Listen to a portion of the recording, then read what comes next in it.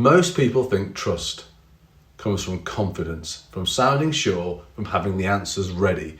But that's not really true anymore. In fact, confidence without congruence now creates resistance.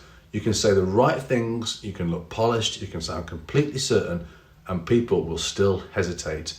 They often can't explain why, they just don't move.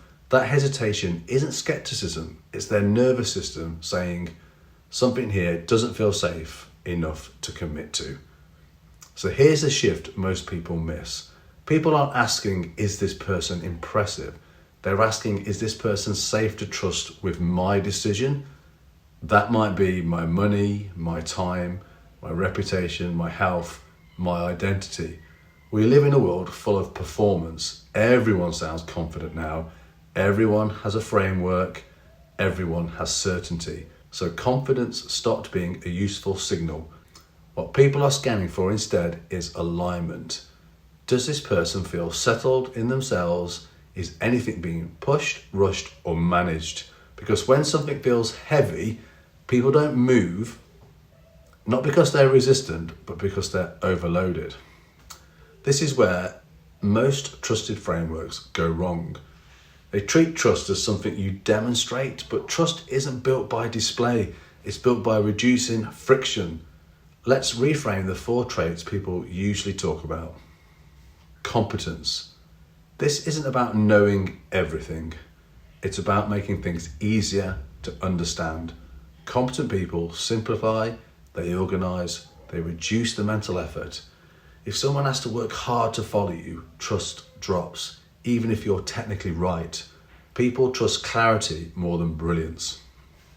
Consistency. This isn't about posting schedules or brand tone.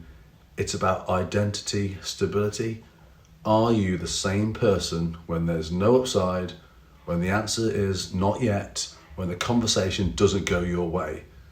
Inconsistency creates threat faster than mistakes do.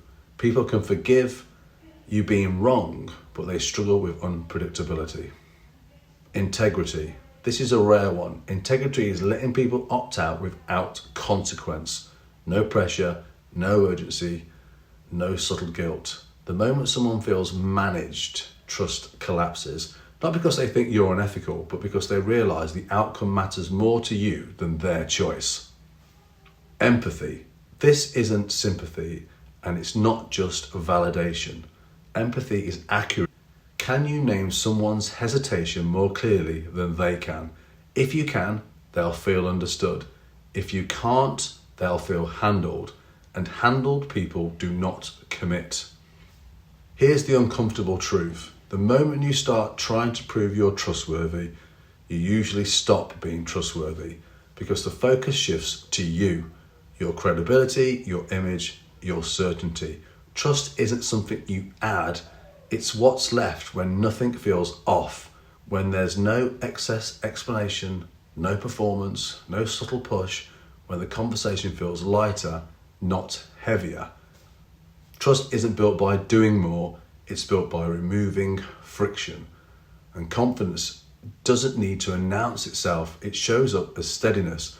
And when nothing feels heavy, people don't need convincing, they move on their own.